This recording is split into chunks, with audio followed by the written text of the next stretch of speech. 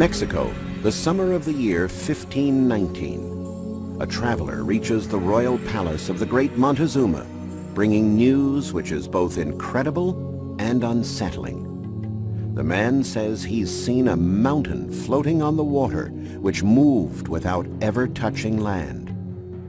The priests of the great temple are worried. Is it some sort of threat? What god or demon could cause such a strange phenomenon? Montezuma, on the other hand, is convinced that the mysterious sighting heralds the fulfillment of an ancient prophecy, the return of a powerful god to his people. But he's wrong.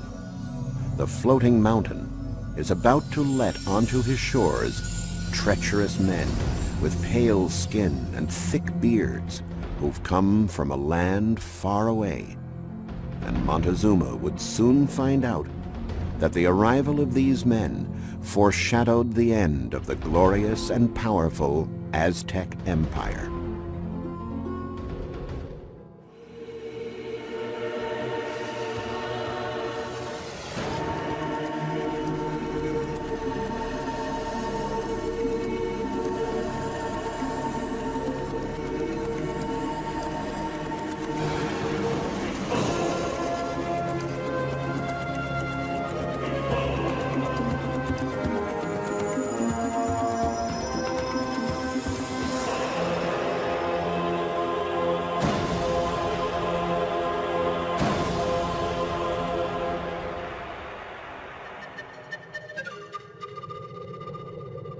In Mexico City, during excavation work in 1978 near the cathedral, a heavy slab was unearthed, decorated with magnificent bas-reliefs that someone a very long time ago had smashed and buried. Researchers wondered who could have smashed this beautiful work of art, and why. To find these answers, we have to go back in time to the year 1519, when Mexico City, one of the world's largest and most populated cities, did not yet exist. In its place was an extraordinary and incredible city, Tenochtitlan. This was the capital and the heart of the grandiose Aztec Empire. The monarch, who had the power of life and death over his subjects, was Montezuma II, descendant of another Montezuma, the great leader who founded the empire and built the grand monuments at Tenochtitlan. Like his ancestor, Montezuma was a highly religious sovereign, particularly devoted to the god Quetzalcoatl, the feathered serpent, to whom hundreds of temples were dedicated. Quetzalcoatl was an extremely benevolent god, the only god in the Aztec pantheon opposed to human sacrifices. The sacred texts state that the god had left the land promising that he would return to redeem his people. And according to the Aztec calendar, the year 1519, by our current calendar, ended one of the sacred cycles.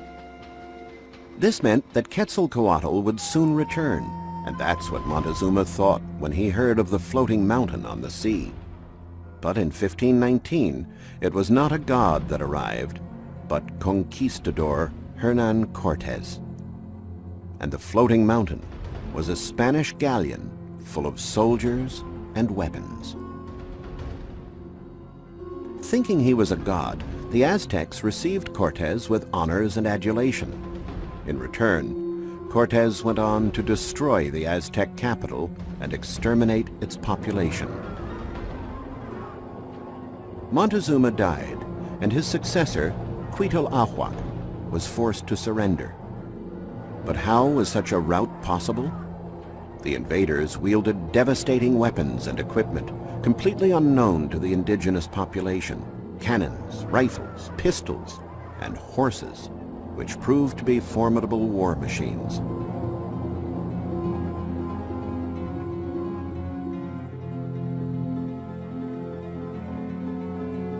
The conquistadors inadvertently brought another devastating weapon, a viral disease, smallpox. Smallpox found virgin territory in the New World. Millions died, over 2/3 of the Aztec population. among them the last king, Cuauhtémoc, whose death marked the end of the great ancient civilization of the Aztecs. Maybe if there were no disease, the Aztec soldiers might have fared better against the invaders. They were considered noble warriors and often used predators like eagles as their symbols of strength. These 6-foot statues, now in the National Museum of Anthropology in Mexico City, depict how they would have looked. The statues once guarded the gates to a temple called, appropriately, Temple of the Warriors.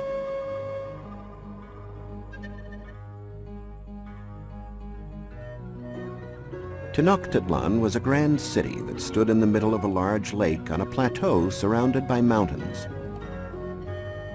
The first inhabitants of the area were tenacious souls who did not shy away from hardship. They transformed their settlement into one of the most extensive and populous metropolises of the then known world. Their projects included dams, canals, and the draining of swamps. When the soldiers would come back from victorious battles with their spoils of war, they would visit the big market of Tlatelolco. Here they might try to bargain for some precious fabric or rare bird feathers to enrich their attire. Tlatelolco stood at the present site of Mexico City's Plaza de las Tres Culturas. Remains of the ancient Aztec market are still found here, along with traces of a more recent past. Archaeologists have unearthed a main pyramid, rebuilt 14 times, along with other pyramids, platforms, stairs, and altars.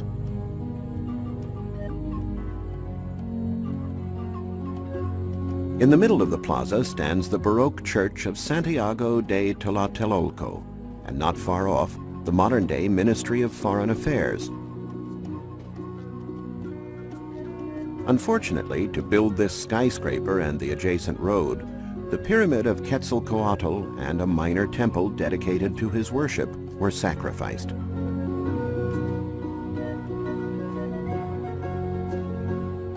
Tlatelolco probably wasn't much different from a modern Mexican market. The faces, the voices, the smells, and the many colors of the fruits, vegetables, spices, meats, and other goods for sale are probably the same. Europeans owe the richness of their cuisine to the peoples of America. Until they discovered the New World, they knew nothing of potatoes, tomatoes, corn, peppers, or eggplant. At Tlatelolco, fabrics, skins, pottery, and other commonly used objects were displayed and traded by Aztec merchants called Pochtecans. They would hawk their goods not for currency like gold coins, but in trade for precious cocoa beans.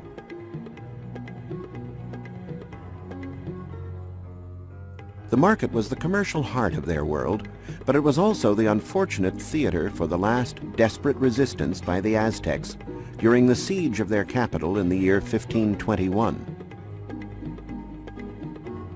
After the Spaniards conquered the area, they started building structures of their own, like the Cathedral of Mexico City. But instead of quarrying for new stones, they used stones from an Aztec temple dedicated to the god Huitzilopochtli. Construction of the cathedral was begun in 1573, but 250 years would pass before it was finished, ending up as a mix of very different styles. In spite of great efforts to consolidate its foundations, the cathedral is now unavoidably sinking into the swampy ground, an ironic end to a monument erected by the conquistadors to erase all traces of the glorious Tenochtitlan. Until the year 1978, it appeared as though the invaders had succeeded in their malicious intent. But then something completely unexpected happened. During excavation work for the Mexico City subway, workers digging a trench near the cathedral stumbled upon pieces of a gigantic and mysterious oval stone with a diameter of over 7 feet and a weight of nearly 9 tons. The stone was immediately identified as an Aztec relic and was truly an extraordinary find, inaugurating a new era for modern Mexican archaeology. The earth would soon yield the ancient vestiges of Tenochtitlan, an exceptional discovery comparable to that of the city of Troy. The archaeologist in charge of the work couldn't have had a more apt name: Eduardo Matos Montezuma. He decided to demolish a whole block of the modern city and give back to Mexicans the heart of their ancient capital.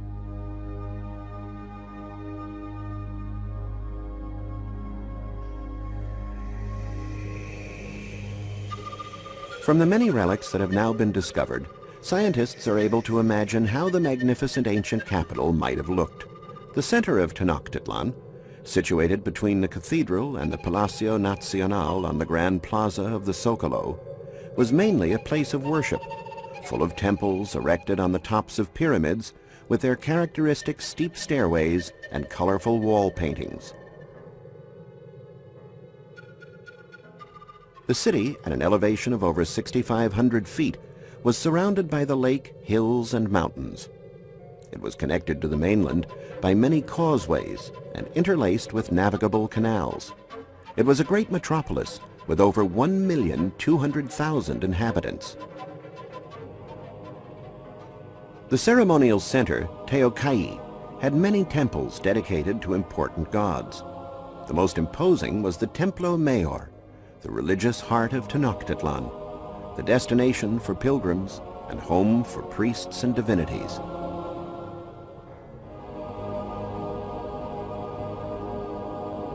Only priests were allowed to climb to the top of the pyramid and enter the two temples.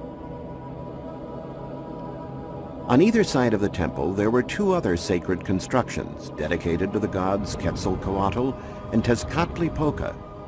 Teocalli also had dwellings reserved for those in the priesthood and playing fields for an Aztec ball game which had more of a spiritual meaning than a sporting one. The players were the priests themselves. And lastly, there was the famous Altar of the Skulls, the Zampantli, where the craniums of human sacrifice victims were displayed.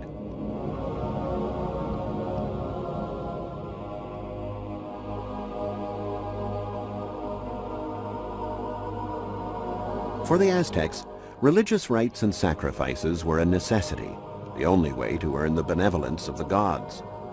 They believed they were warding off famine, natural disasters, and defeats in battle. And the greatest sacrifice they could make was a human one. The priests made them lie on their backs on narrow sacrificial stones, then cut open their chests and pulled out pulsating hearts as an offering to the idols before them. This description by a Spaniard illustrates one of these sacrifices, made in honor of Huitzilopochtli, the god of the sun and war.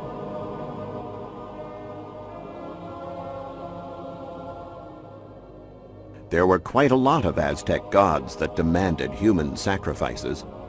Tlaloc, the god of rain; Coatlicue, the earth goddess, depicted as an old masked woman wearing a narrow skirt tied at the waist with a belt of serpents; Xutecutli, god of fire;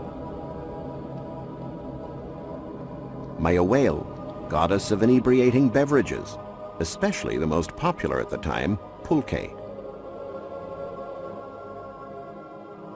The excavation work of ancient Tenochtitlan lasted 5 years and brought to light over 7,000 objects, including sculptures, small artifacts, votive offerings, and the skulls of sacrifice victims. Most of the relics are kept in the very modern Museo del Templo Mayor. The stone that sparked the excavation work is in the place of honor in the center of the museum. The disc is decorated with a bas-relief portraying the goddess Coyolosh Hauqui, she who paints her face with bells, the Aztec moon goddess. Her body appears dismembered on the sculpted surface. According to legend, she was killed and cut to pieces by her brother, the god of war, who held her responsible for having tried to kill their mother, Coatlicue, goddess of the earth.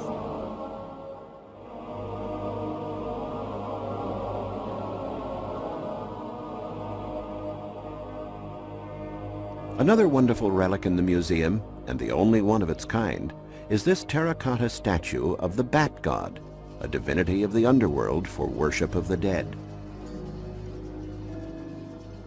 There are also many masks portraying the deceased and mythological beings.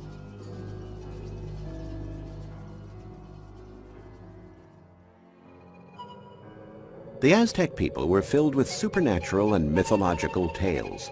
Elders spoke of a magical and rich city with splendid palaces that existed right here on Earth. The city was called Teotihuacan, the place where men became gods. These pyramids and ruins are what remains of this once majestic city. In the 4th and 5th centuries, the 6th largest city in the world. When the Aztecs lived, the place was abandoned, partially swallowed up by the jungle. But the Aztecs still believed that the incredible pyramids were built by the gods thousands of years earlier, and they made pilgrimages to the site. Archaeologists found that the city of Teotihuacan was established in 200 BC by the peoples of the Mexico Valley. The pyramids, some of the most extraordinary monuments in the Americas, were built around 200 AD. At its zenith, Teotihuacan had grown to cover an area of almost 8 square miles and had almost 200,000 inhabitants. The monumental complex lies in the high Anahuac Valley in a barren and arid landscape that heightens its magical and mysterious atmosphere. It now attracts numerous people who gather here regularly to celebrate the rite of the Salute to the Sun.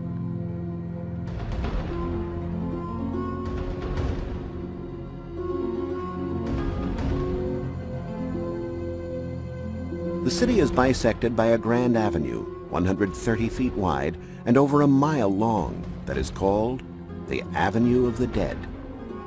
To the east stands Tepantitla, a building complex rich in murals. The paintings depict Tlalocan, a paradise with abundant water, butterflies, and flowers. Tlalocan was the world that was governed by Tlaloc, the god of rain. At the end of the Avenue of the Dead is the Ciutadela, the citadel, at whose center stands the pyramid dedicated to the god Quetzalcoatl. It is one of the most important buildings in the area. Next to its base are statues carved out of limestone and painted with natural pigments that used to decorate the pyramid. They represent the feathered serpent Quetzalcoatl. Originally, they were painted in bright colors. The undulating bodies of the serpents emerged from the walls of the pyramids, and the god's head was wreathed in a crown of feathers.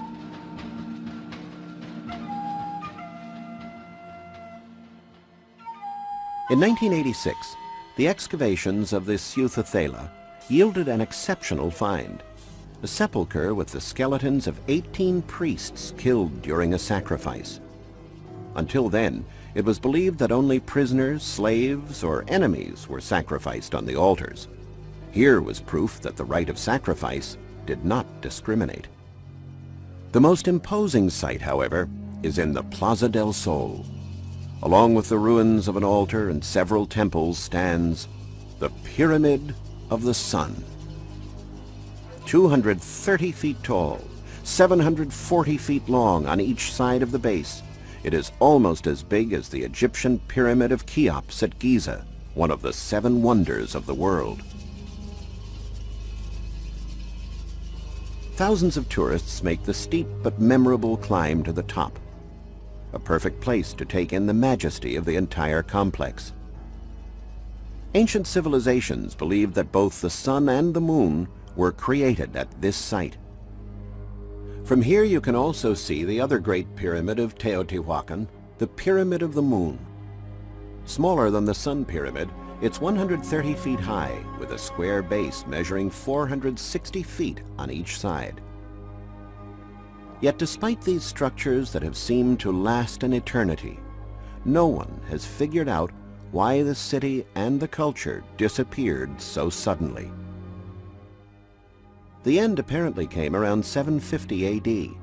Some archaeologists feel the city was destroyed and burned, and its inhabitants fled. But no one knows who was responsible for the massacre, or what became of the survivors.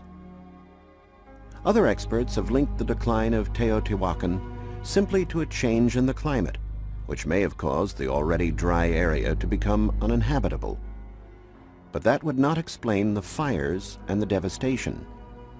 Thus, the mystery of the lost city of Teotihuacan, where men became gods, lives on.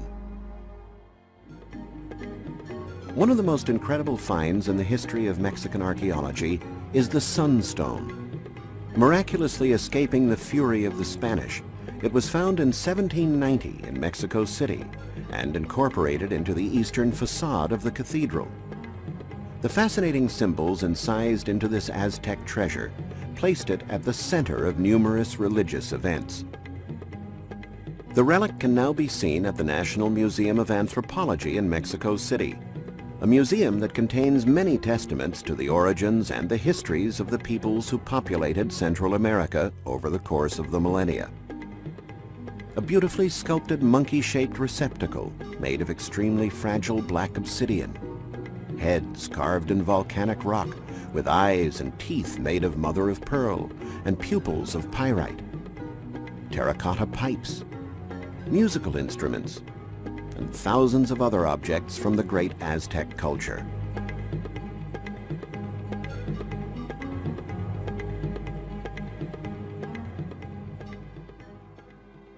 But perhaps the most precious is the Sunstone. Archaeologists studied the disk for years in an attempt to reveal the mystery of its symbols. Today, they think they have the answer. The Sunstone is a calendar, actually a double calendar. The complicated symbols refer both to a division of time based on religious precepts, where the solar year is 260 days long, and to a non-religious one, which divides the year exactly into 365 days.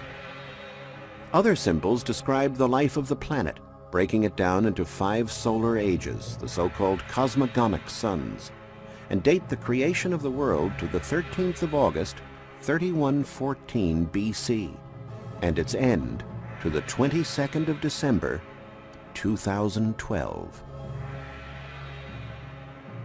There are different interpretations, and there are certainly many mysteries still hidden in the signs inscribed on the Sunstone by wise hands. Perhaps time alone can give us the final answer.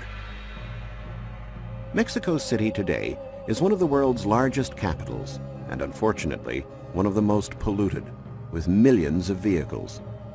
It is a city of contradictions, where skyscrapers crowd the center and miserable shanties form a belt in the vast outskirts. Much has been done to restore dignity to the Indios, the direct descendants of the Aztecs, but the wounds inflicted by a brutal conquest half a millennium ago are still visible everywhere you look. There is one area, however, in the south of the city, where one can still find solace in the ancient ways. Called Xochimelco, this part of the modern city still conserves characteristics of the ancient Tenochtitlan. It has canals that wind among the chinampas, the floating gardens that were obtained by draining the swampland, the same technique that allowed the Aztecs to create their capital. On Sundays, the zone becomes crowded with people having their meals on brightly colored boats, with mariachi bands playing music, singing of unrequited love, sad songs, just like this poem written over 500 years ago by an Aztec prince. Shall I thus pass away like the flowers that fade? Will there be nothing left of my name, nothing of my fame on earth?